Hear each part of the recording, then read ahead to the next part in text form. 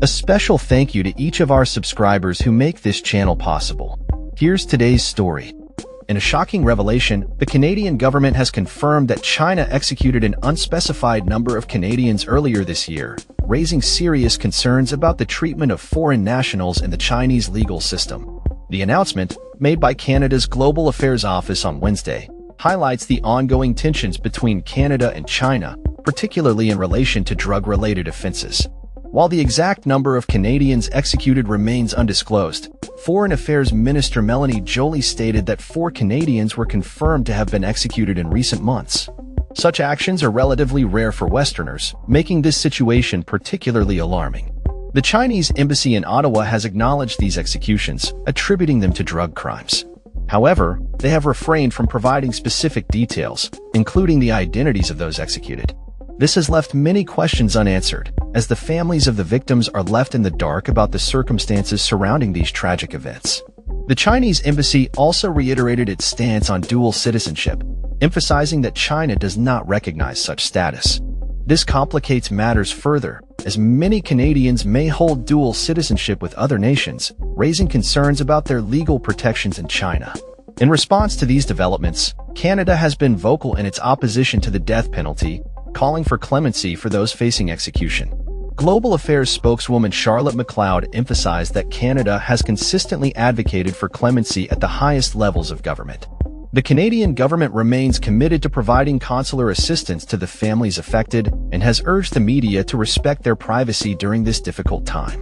One of the cases that has garnered significant attention is that of Robert Schellenberg, a Canadian sentenced to death for drug smuggling. His case has become a focal point in Canada's diplomatic efforts, with officials continuing to push for clemency on his behalf. The situation has sparked outrage among human rights advocates, who argue that the use of the death penalty is a violation of fundamental human rights. Critics have condemned China's handling of foreign nationals, particularly in cases involving drug-related offenses. As the diplomatic crisis unfolds, Canada faces the challenge of navigating its relationship with China while standing firm on its principles regarding human rights and the death penalty. The executions have reignited discussions about the safety of Canadians traveling or living abroad, particularly in countries with strict drug laws. The Canadian government is now under pressure to reassess its travel advisories and provide clearer guidance to citizens regarding the risks associated with traveling to China.